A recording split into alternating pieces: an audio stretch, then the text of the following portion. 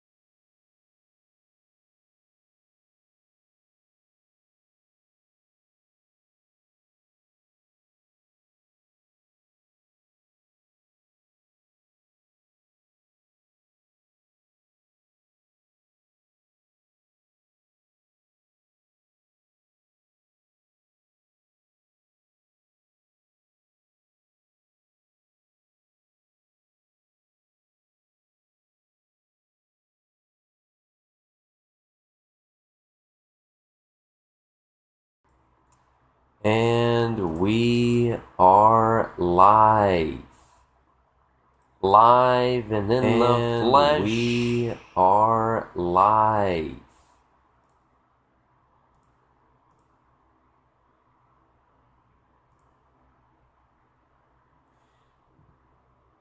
Getting used to the flow of streaming to multiple platforms at the same time, and we're here.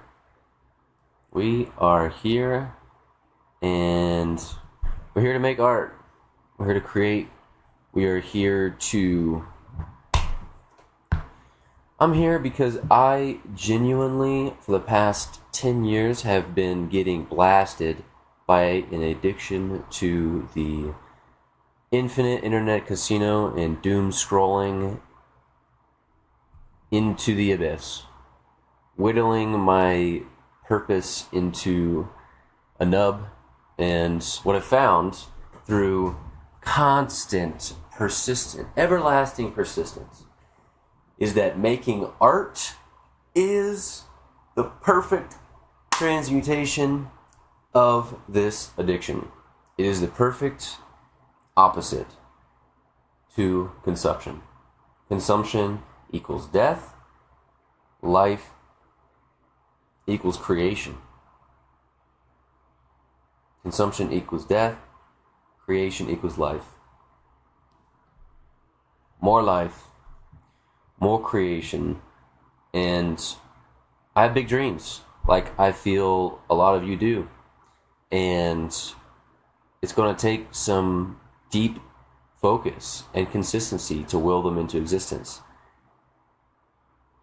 And that consistency means every day, non-negotiable, every day, show up, go, just do it,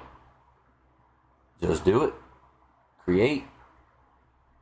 We all have a unique purpose on this planet, and what are we waiting for? The time is now. So let's make some art. Let's make some art from the heart. To catch you guys up, I am making a song that I feel is not that far away from being extrapolated into a full song. It is 8, pieces are 16 bars, some pieces are just 8. And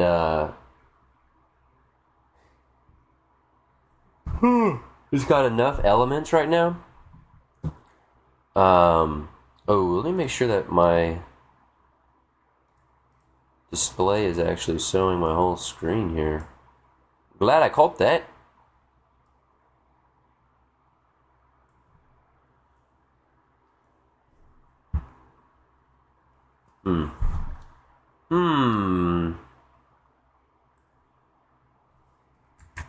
Gotta make sure that you can see this.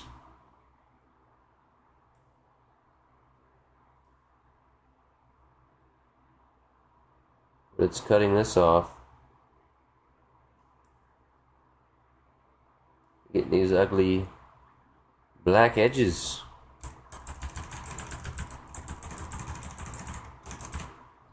Don't know what to do about that.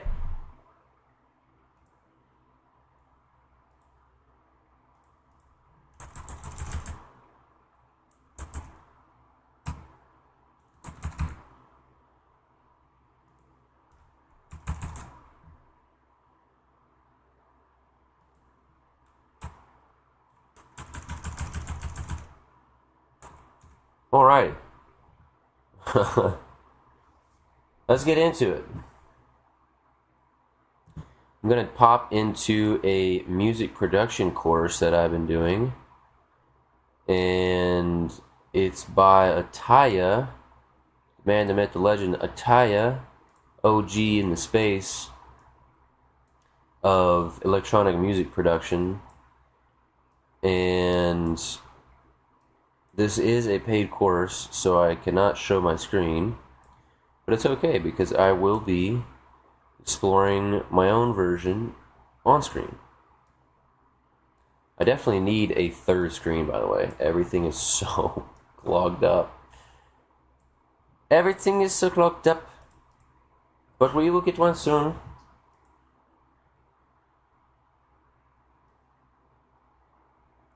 Alright, what was I playing with yesterday? Let's see. Got the drums. Let's take the drums out for a little bit. And let's just play with just the sound of what I feel like is going to be the intro.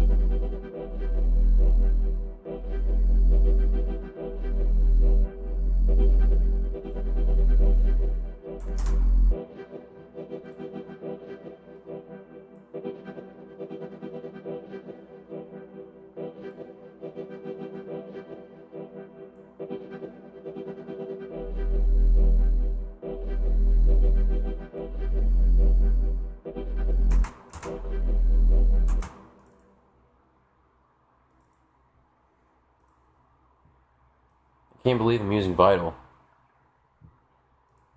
I can't believe it.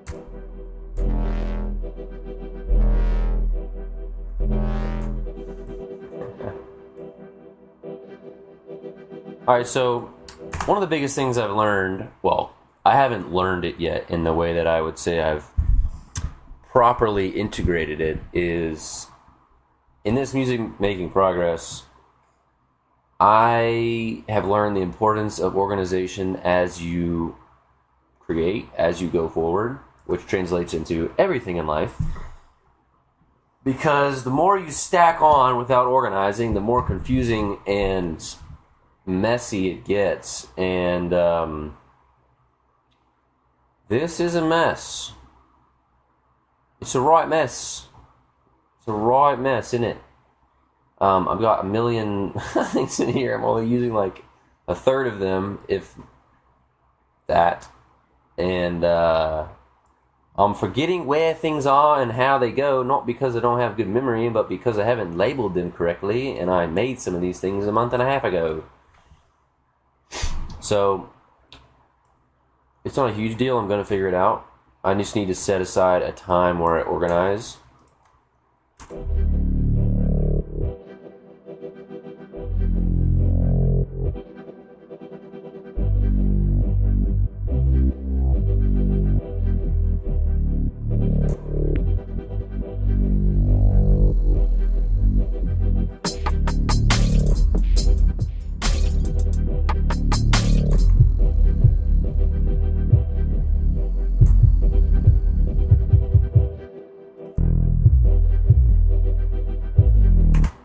I don't know what to do. My headphones are only coming in the right side.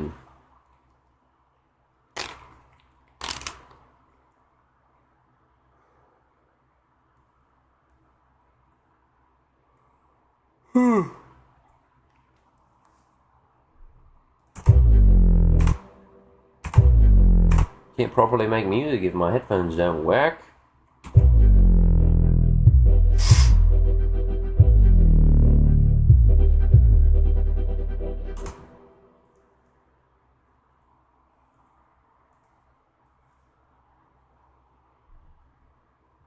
What?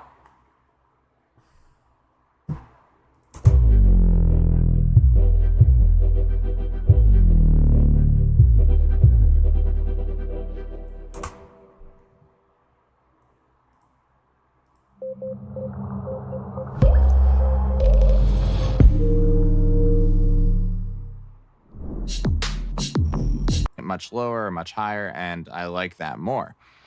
So definitely check it out in different octaves and experiment and think about how it could be used outside of your original intended purpose. So another example is we could use a really low note from this as a subtle kind of textural sound to go along with the drums, like something like that. The original note is actually below an audible range. Okay, so what we have of the meat so far is, without the bass elements coming in just yet, not quite yet, we got this. So the 808 in there.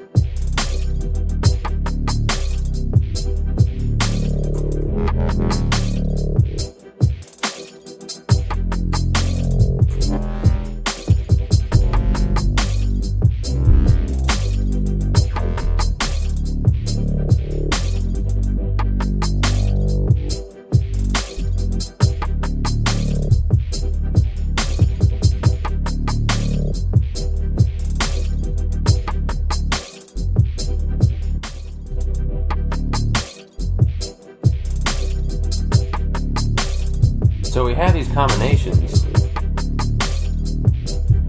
that could very well work. Just gotta get them layered right.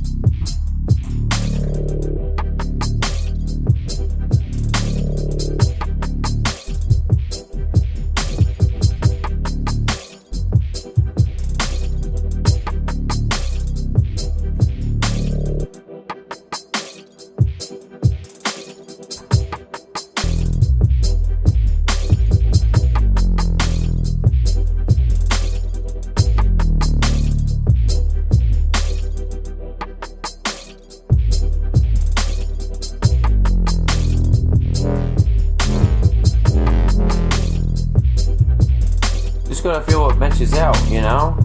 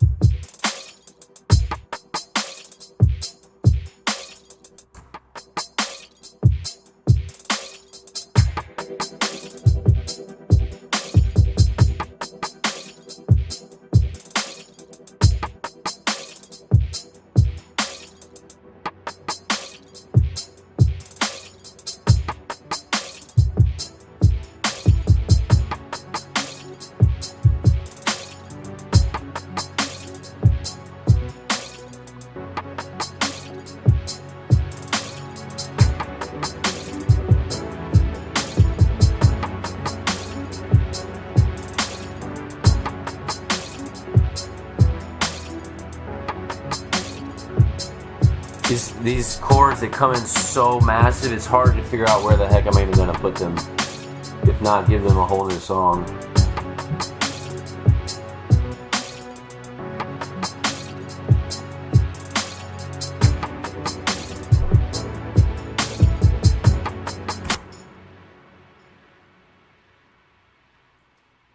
So yeah, that's what we got. That's what we're working with right now. Got some good pieces, some good elements, and just gotta piece it together. Now comes in the organization parts.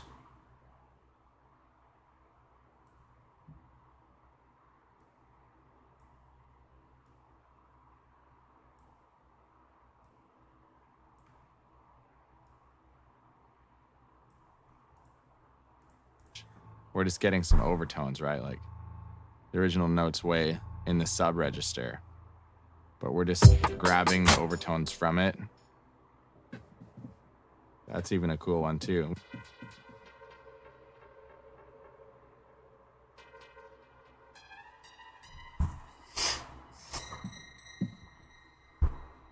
Just think about each sound that you make as a possible sound in various different registers for different purposes, right? And that will open up a lot of creativity. So moving forward with this actual song, what I'm thinking here is that we're gonna make a little section that will be sort of intro or break or outro So what I'm going to do is put on the metronome, because I'm not going to actually have a beat playing for this part. This is the concept I'm coming up with right now. And we're going to label this Redux pad. And I'm going to insert a scene here and call this intro with a question mark, because we're just kind of trying this out. I'm going to hit record and play something along with the metronome.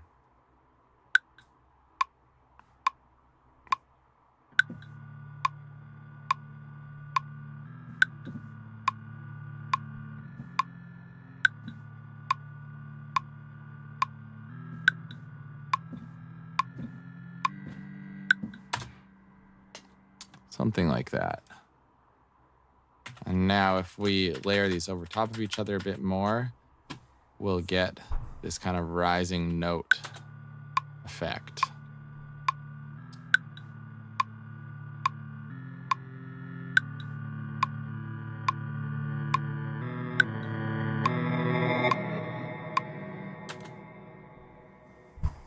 And the reason that the note kind of got to the end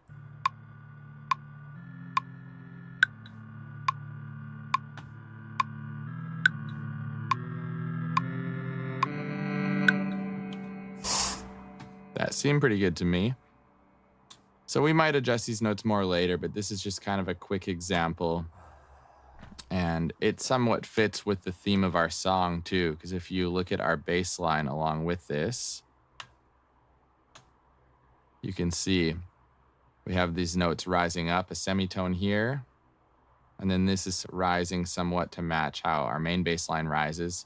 So you can see how I'm kind of playing off of the theme here. And even though these aren't the same notes, this is a fifth above what the bass note is. A fifth is very harmonically sound. A fifth playing off of the theme here. And even playing off of the theme, bass line rises. So you can see it's rising up along with this. You can see we have these notes rising up, a semitone here. And then this is rising somewhat to match how our main bass line rises. So you can see how I'm kind of playing off of the theme here. And even though these aren't the same notes, this is a fifth above what the bass note is. A fifth is very harmonically sound.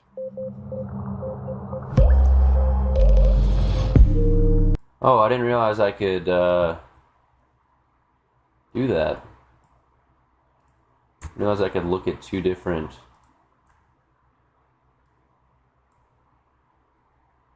Interesting. And that's great. It makes sense. I didn't realize I could look at two different columns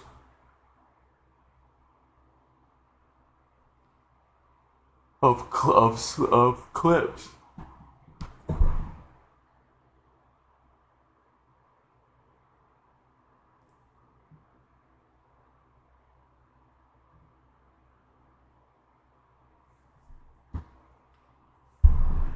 I guess it's technically two different tracks. Two different tracks.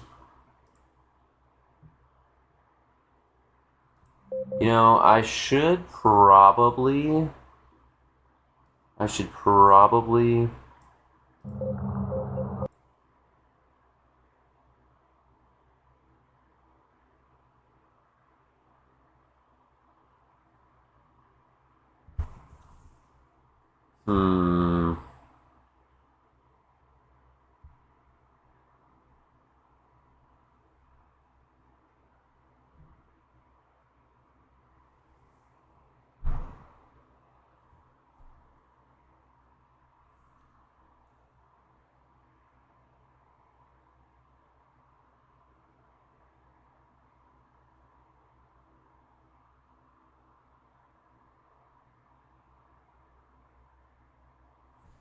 should probably organize this a little bit. At least create a master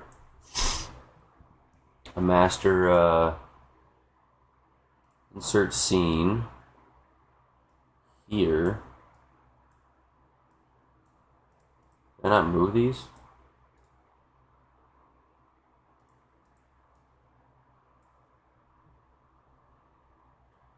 and then pull up the ones I'm using.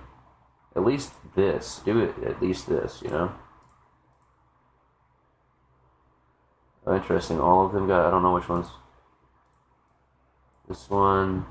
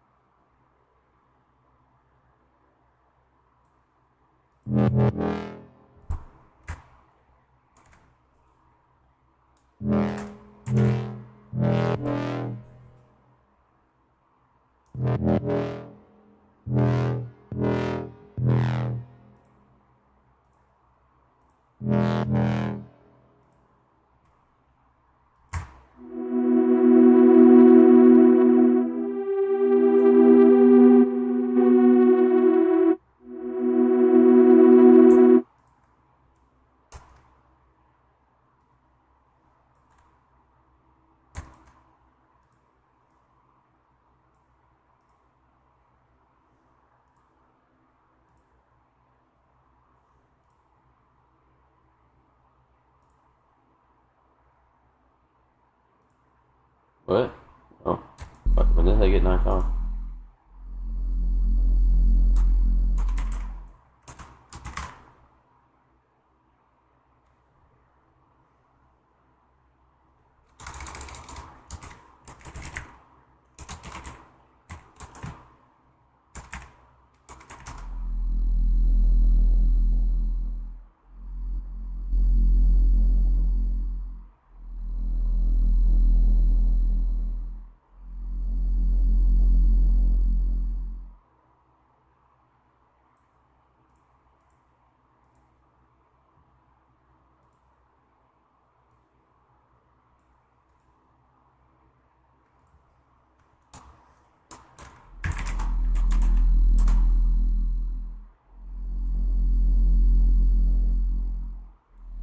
Oh, dang. I don't know what I did, but I don't know which one I've been using.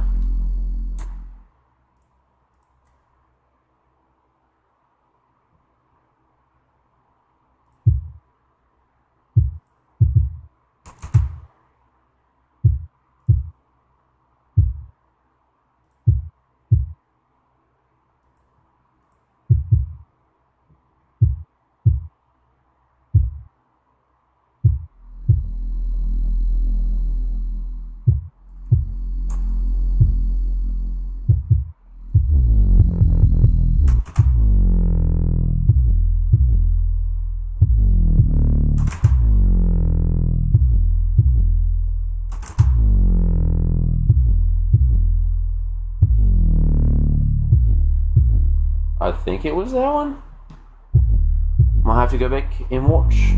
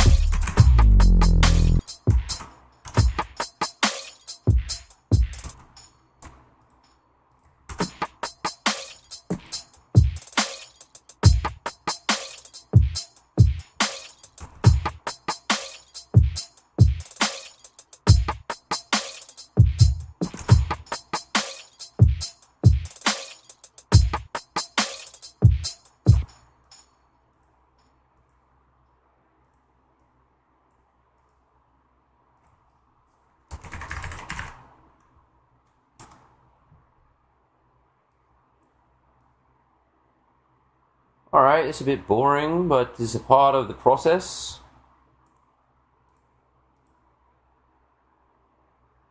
Just a part of the process. I have no idea which one of these I was using.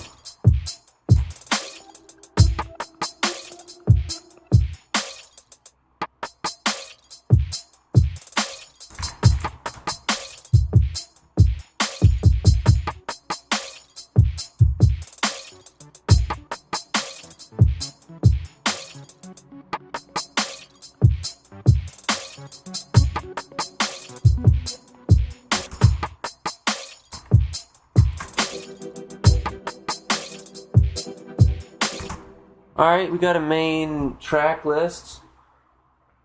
A main master track list. What does this look like in this arrangement view? Alright, Mav's in it. I hope I'm learning a solid flow with this. This isn't gonna screw me up later.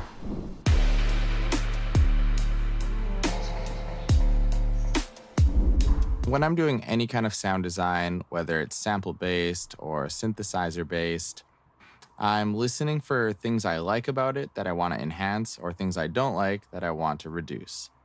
So in this, what I'm liking is this white noise sound that's been pitched down. So when we play it in the original register, you can hear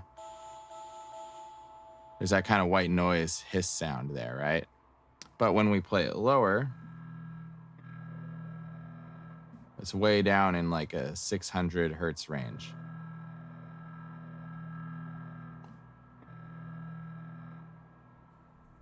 And I like that, so I'm gonna bring it up a little bit in the mix. And doing this is totally fine as long as I'm not playing a note right there that's gonna be way too loud. Like if I played that, for example, you know, I'm bringing up those harmonics so much. But when we're just playing it in this register, it's only enhancing that kind of hiss sound. So you can hear.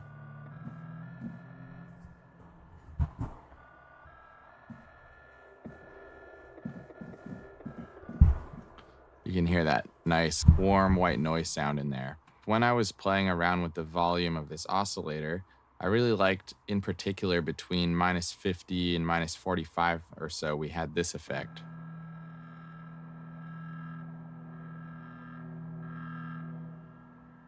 It's like a little bit of that scrapey sound, but not so much that it's super piercing. So I might end up automating this. And so this can be done a little more easily in arrangement view, but we can also do it with an LFO. So just to get it done now, let's just map this. And then we need to set the ceiling and floor parameters here. So we're going between about minus. You can hear that nice, warm white noise sound in there. When I was playing around with the volume of this oscillator, I really liked, in particular, between -50 and -45 or so, we had this effect.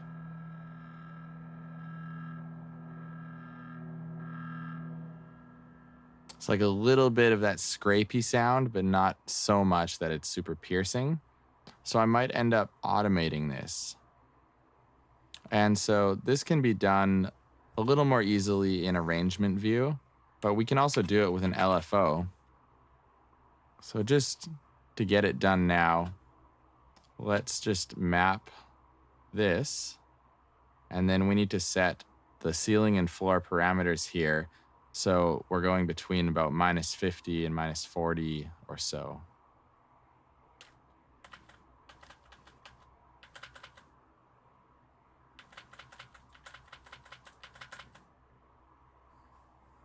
So there we go. And now let's take a listen to it.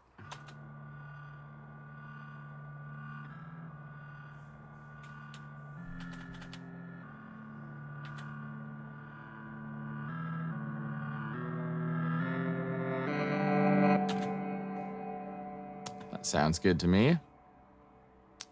And then we're gonna put a glue compressor on here just to tame how loud the very last part of the sample is here. It's a little bit too dynamic right now.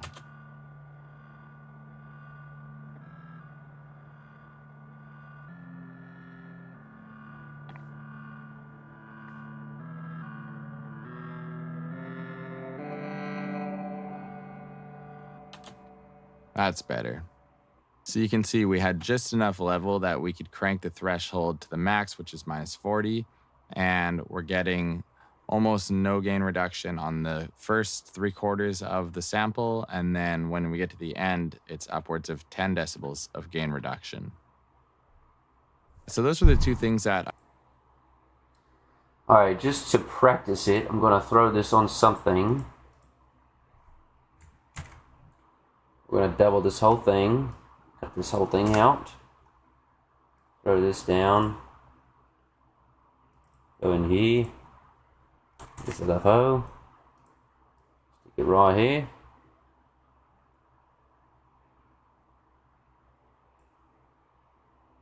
We're going to map this to the volume.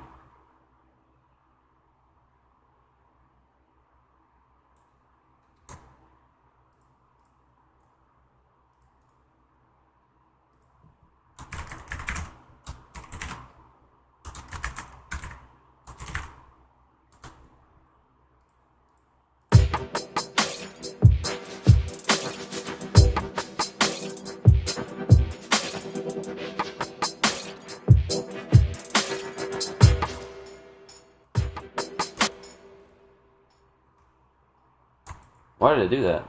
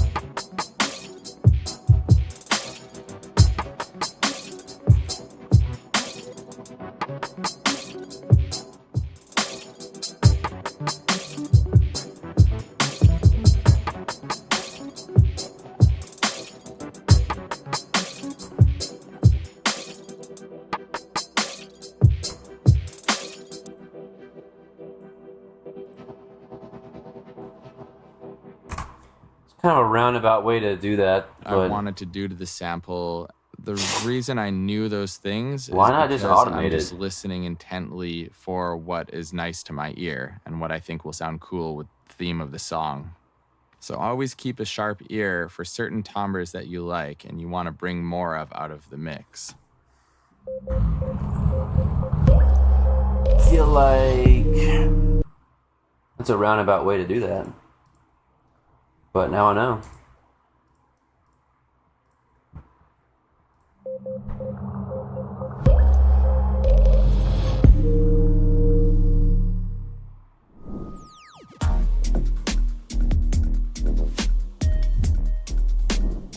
All right, so let's move on to another sound now. We actually have the same sample but playing forwards, and I did like that one as well. So what we're gonna do is duplicate this and then call this pluck. And then here we can get rid of that one. Brother, your camera's blocking your screen. Have the same sample but playing forwards, and I did like that one as well. So what we're gonna do is duplicate this and then call this pluck. And then here we can get rid of that one. I don't know what So you're now doing because we've your got our camera's redux, blocking the channel. And then here we've got a pluck sound. And for the pluck sound, we'll get rid of the LFO. We can leave the glue compressor because we're starting the sample right where the last one finished, and so we have the exact same amount of dynamics. And I don't think the initial pluck needs to be so much louder than the rest of it. So I think this is still an appropriate setting. Now let's figure out what we're gonna do with this one. So once again, we play in different octaves.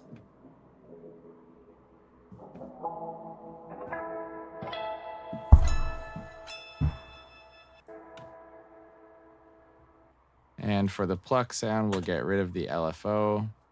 We can leave the glue compressor because we're starting the sample right where the last one finished, and so we have the exact same amount of dynamics. And I don't think the initial pluck needs to be so much louder than the rest of it. So I think this is still an appropriate setting. Now let's figure out what we're gonna do with this one.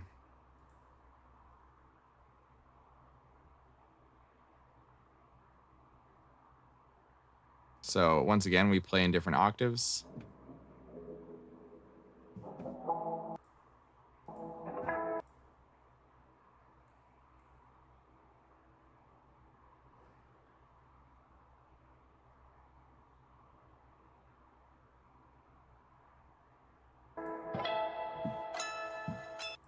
Now let's figure out what we're gonna do with this one. So once again, we play in different octaves.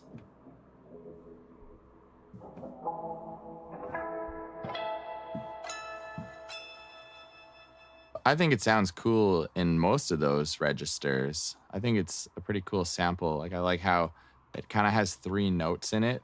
And when you play it higher up, those notes are playing quicker because of the transposition. It's harder to notice, but when you play it really low, same amount of dynamics. And I don't think the initial pluck sound. So now we've got our redux, and then here we've got that one as well. So what we're gonna do is duplicate this and then call this pluck.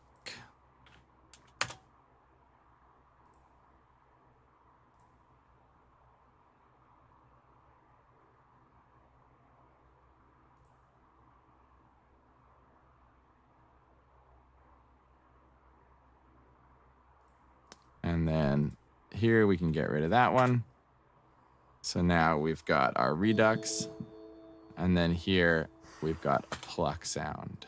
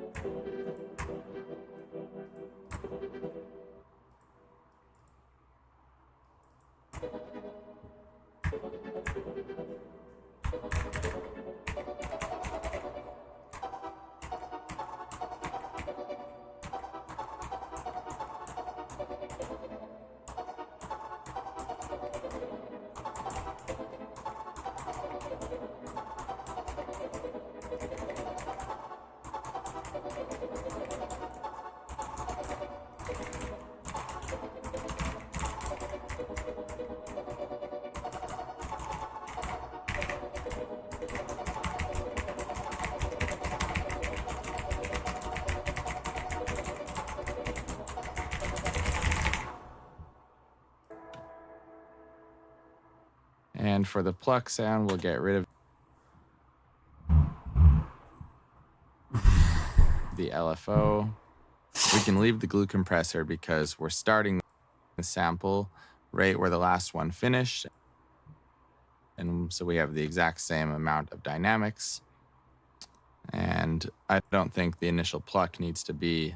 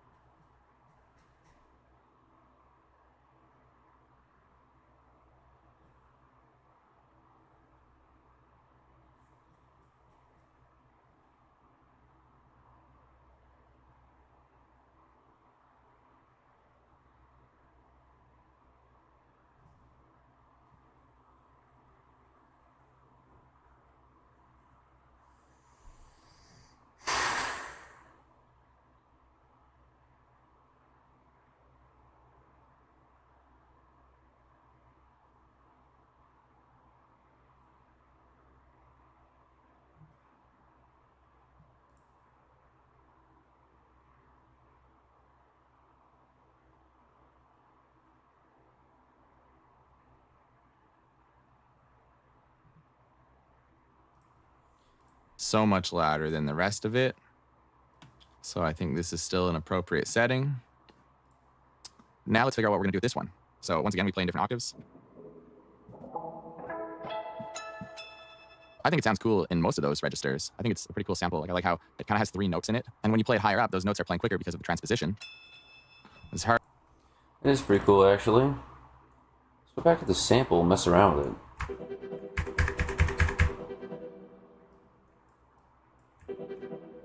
Wait. Wait a second here.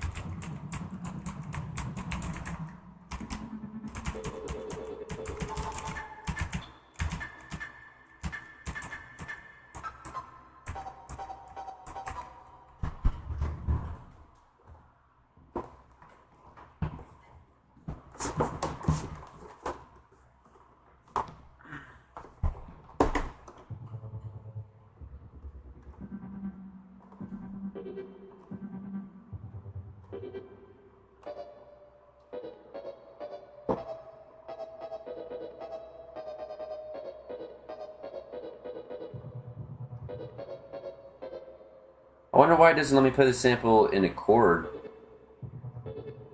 I can only play one note at a time.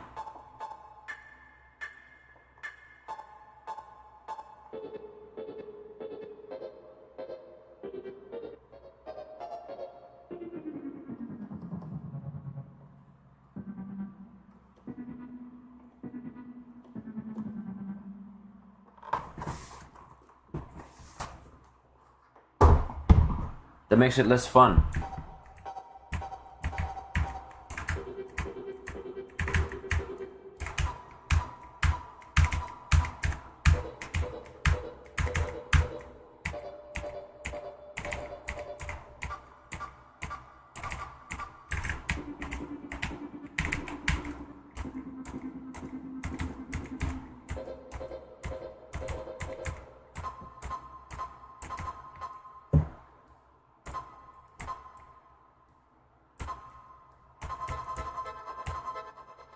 Wait a minute, that's a cool sound.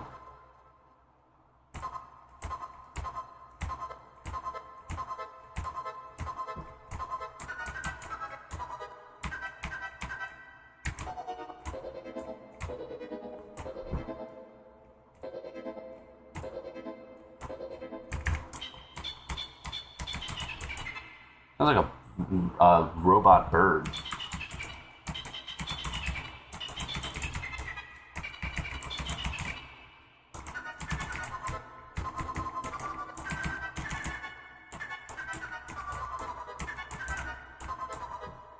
Harder to notice, but when you play it really low,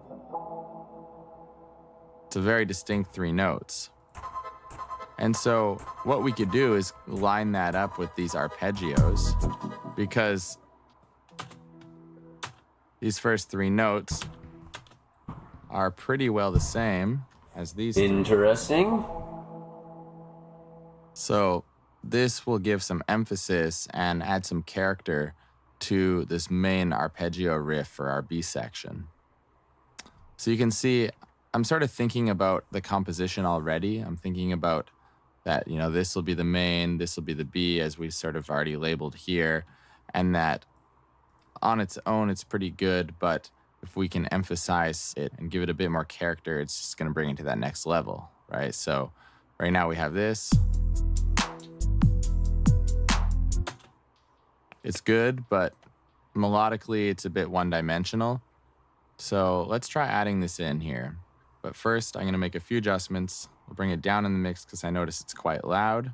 And I'm also going to reduce the release time on our envelope here, because right now when you play a note, you get pretty well the whole riff. And if we shorten this release time, we can do something like this. And just get that cool reverb and the scrapey sound, or even just play one of the notes. The more character, it's just going to bring it to that next level, right? So right now we have this.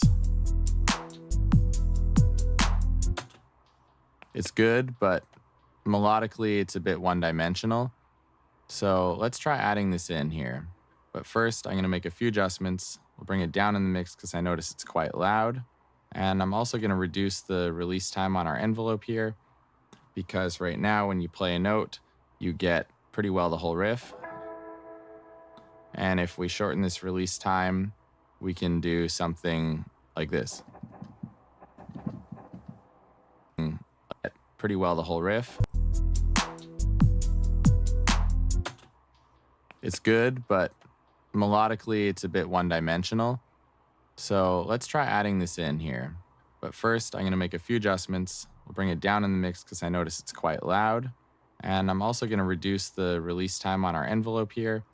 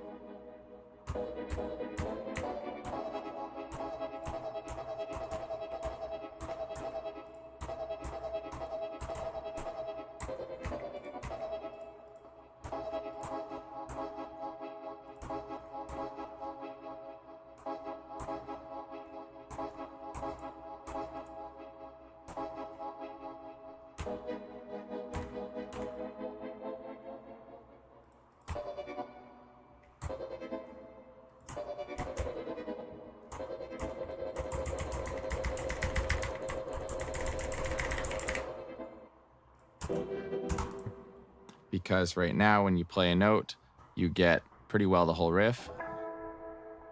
And if we shorten this release time, we can do something like this. And just get that cool reverb.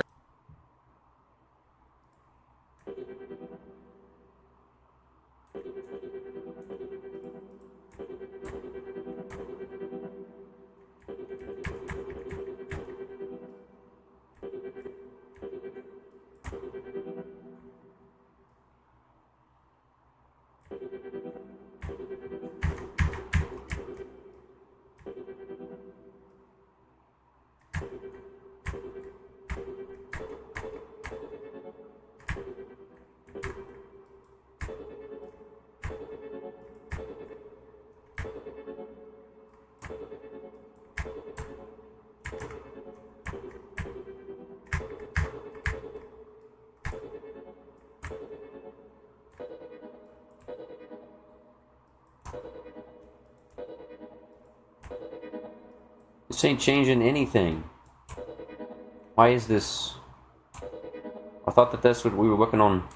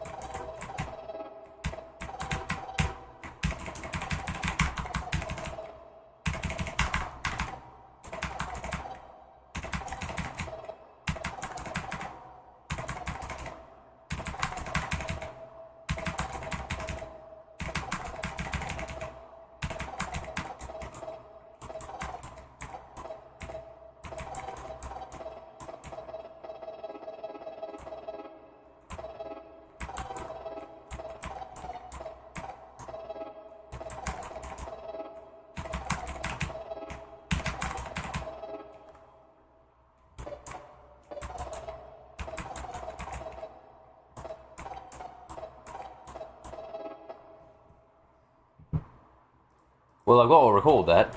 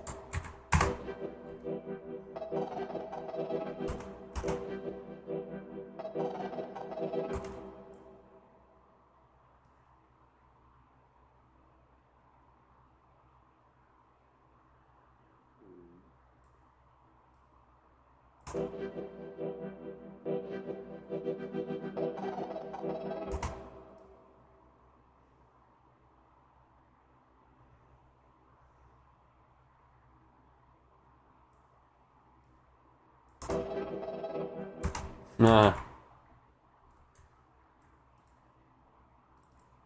What if it's like A?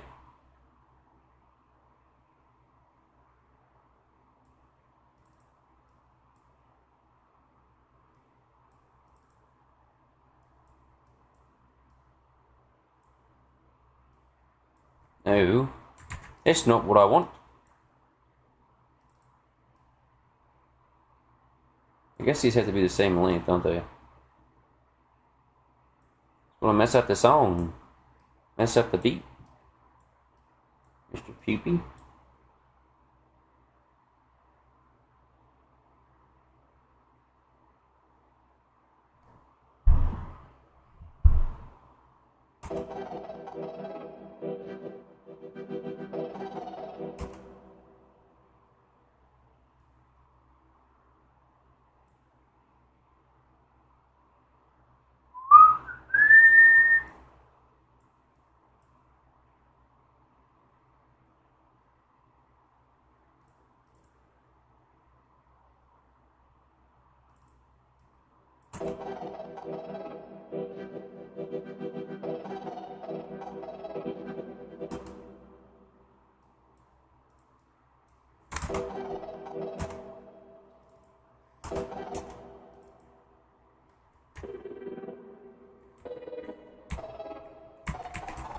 Verb and the scrapey sound, or even just play one of the notes.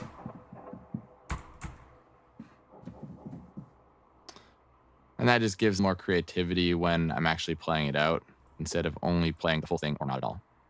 So let's give it a go here.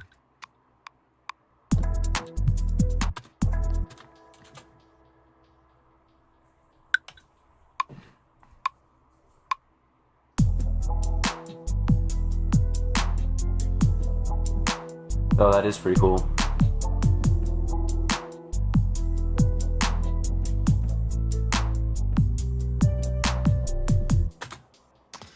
All right, cool. So you can see I added some more notes in here. And if you hear just the notes with this, you'll hear the sort of character it's adding. So I'm going to line that up a little better. Same with this. Maybe not exactly on, but just slightly closer.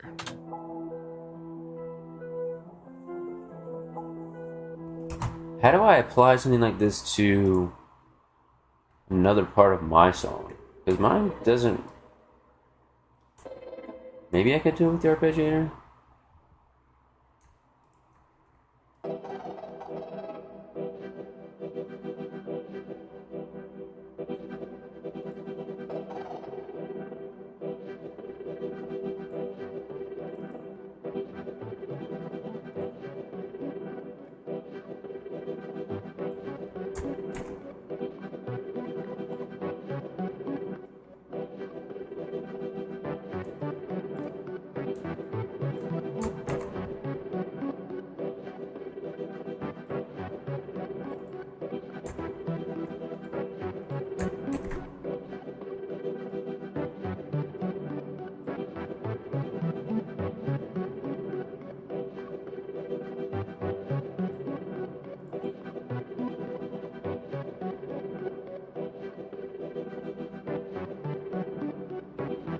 Part of the problem is the root is not the same at all.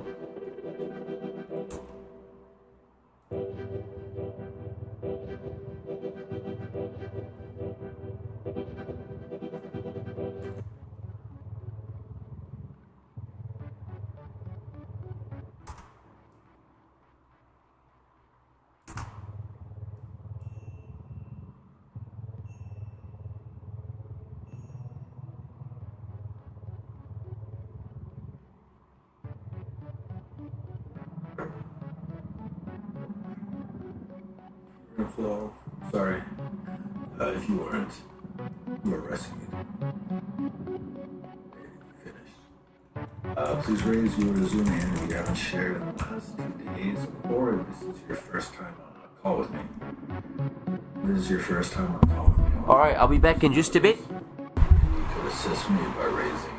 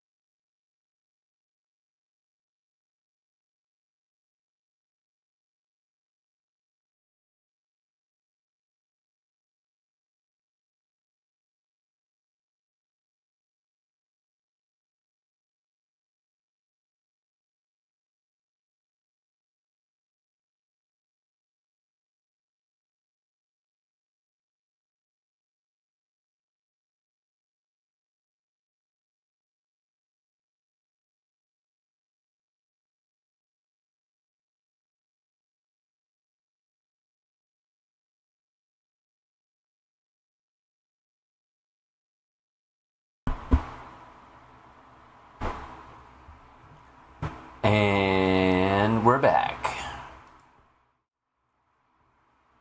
We are back. Alrighty. I'm going to pop in just for a bit. Finish this last part of the production course. And then I'm going to go get some things done. We'll be back and we're going to work on some visuals. I didn't like that one, so I'll take it out.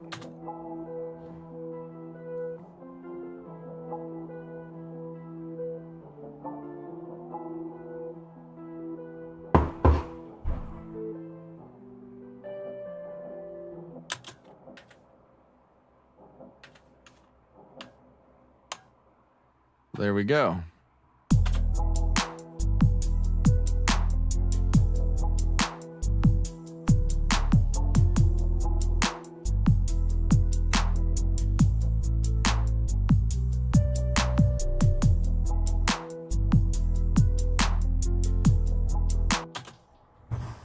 I'm just gonna pull a little bit of the lows out of here. And I think I might pull this down, because it's not exactly the same register we were playing this Redux pad in. Remember, we pulled that up because we had that cool resampled white noise. Originally, the white noise was up here, and then since we're playing it so low, we got that low white noise. But now for this one, we're playing an octave higher. So we do have that white noise somewhere up here. Ooh, that actually sounds pretty cool. You get that sort of gears clicking effect, or like a train chugging. I think that works pretty nicely. And since we're keeping it pretty well to this note and only a semitone up, I think that will work just fine. So yeah, and then we can also see if we want to incorporate this sound somewhere else as well. Like it could possibly go with this sort of one note mid-bass design part here.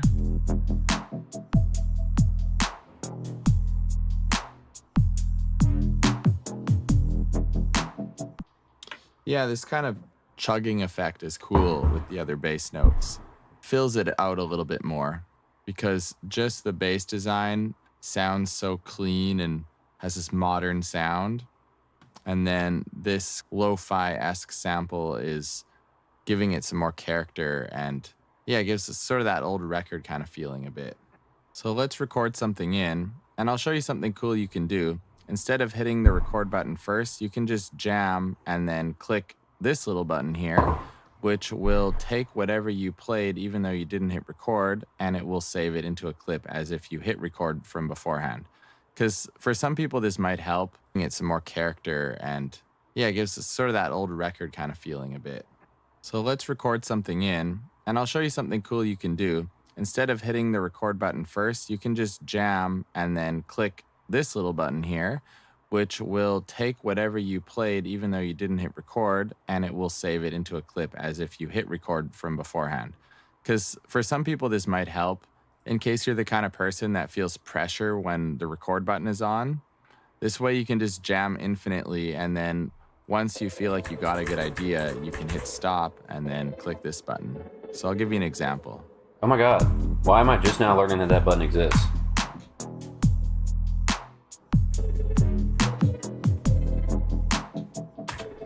All right. See, I push the magic button and here we go. Now I'm just gonna right click and crop clip. It's one of the few hotkeys Ableton doesn't have that I wish it did. Who knows, maybe in Live 12 or 13.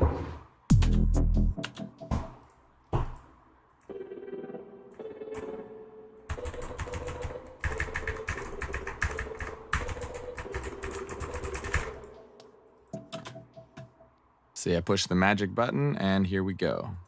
Now I'm just gonna right click and crop clip. It's one of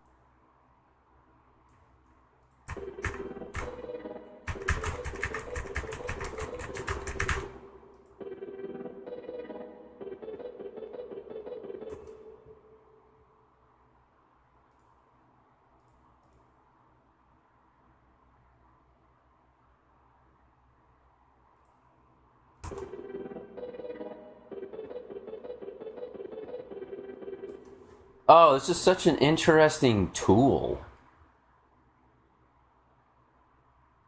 I'm so surprised I didn't know that existed until right now. One of the few. Why has no one ever talked about this to me? I make stuff all the time and I'm like, fart, I wasn't recording.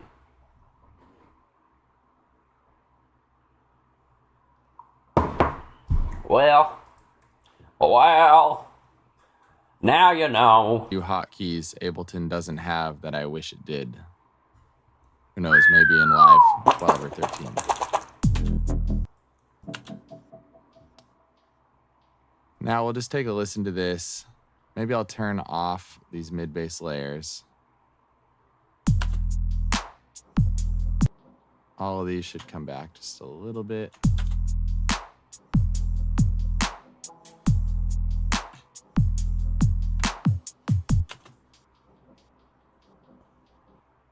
And we're gonna duplicate this because I noticed this overlaps with one of the bass sounds that I really like. So I'm gonna have it happen only one time where they layer over top of each other within the loop. So now we get this.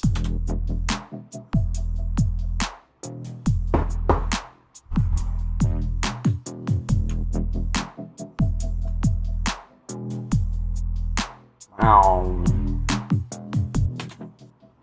There we go. So let's label our new additions to the song. And that concludes the sampling section of this course using a sampler.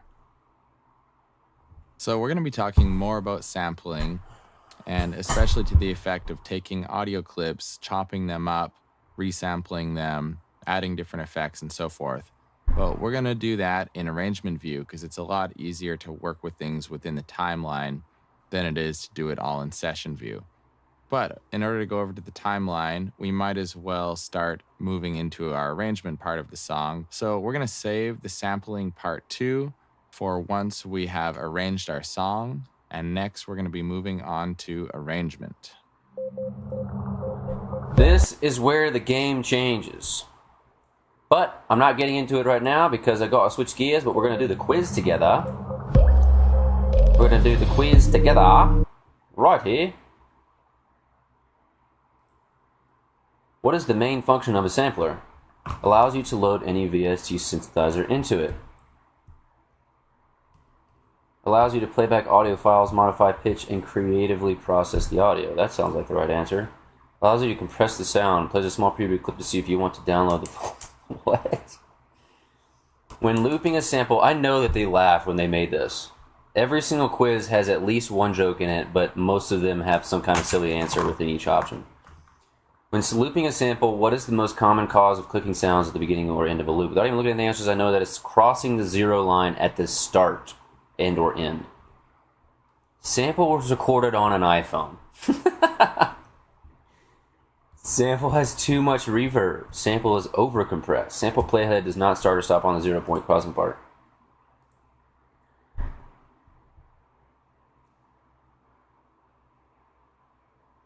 Bum bum bum bum.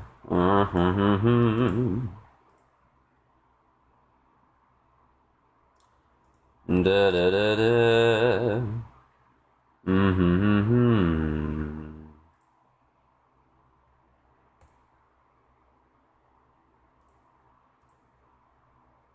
Sorry, I gotta ban somebody in my chat for spamming me.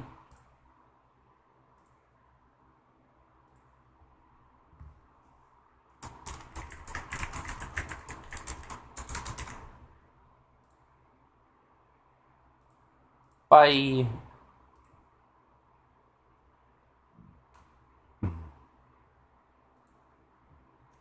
I wish I could delete them.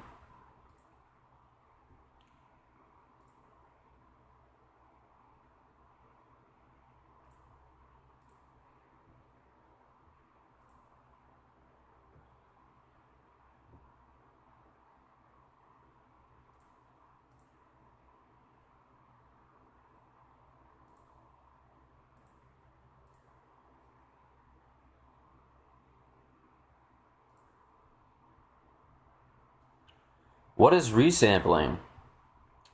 Recording audio from within your DAW. Recording audio to MIDI. Listening to an audio clip a second time.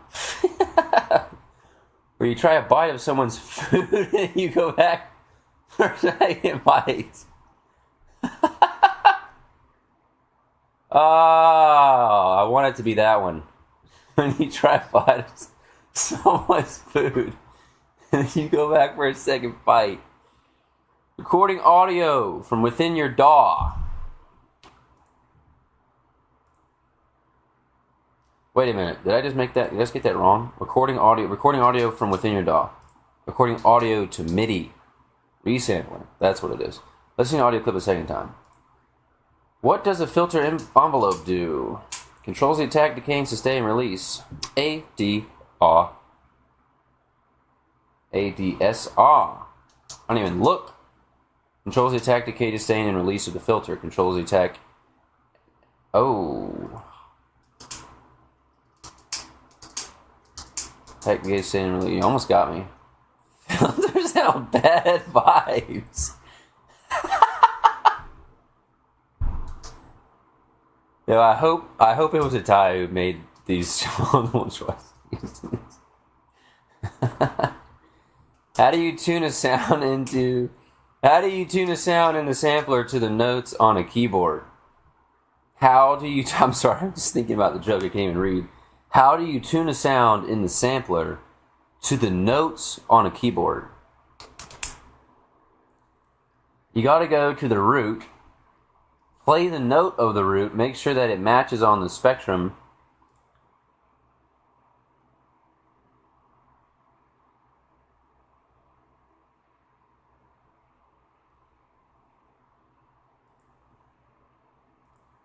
I already know I got it 100. Oh, I missed one. Well, this is why we learn. What'd I miss? What the crap did I miss? What the crap?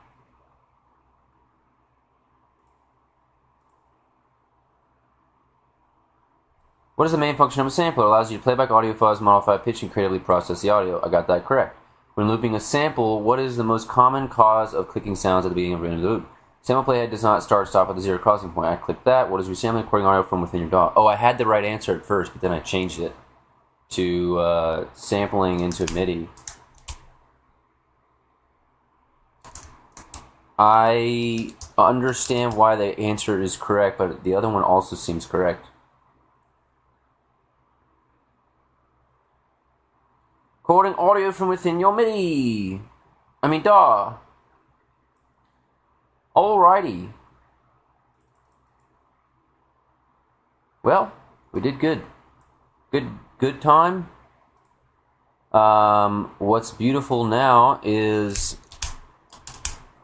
we've got some other things that got to get done.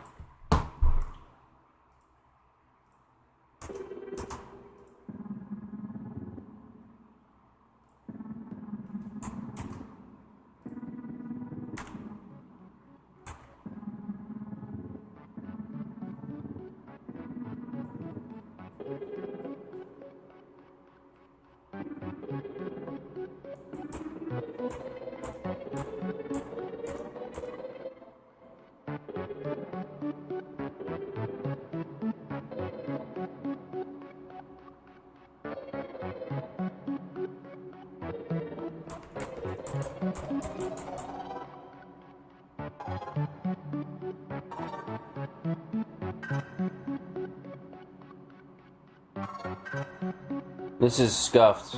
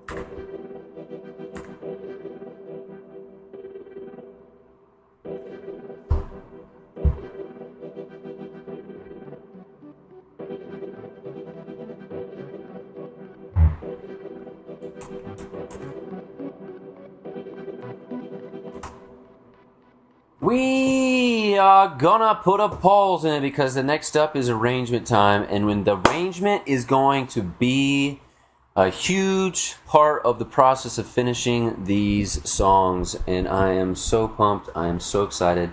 I have wanted to get to this point in music creation for years. For years.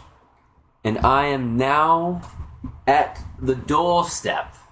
I'm at the doorstep of my creative process. I'm at the doorstep of my truth. Of my truth. I'm excited. I'm pumped. I'm really pumped. I gotta do some earth grounding, logical things because the workday has begun. I will be back later today. We will work on visuals, and I will definitely be getting into arrangement view to start piecing the song together. Much love. I appreciate you guys. Let me know what you've been working on, what you've been creating, and I'll see you soon.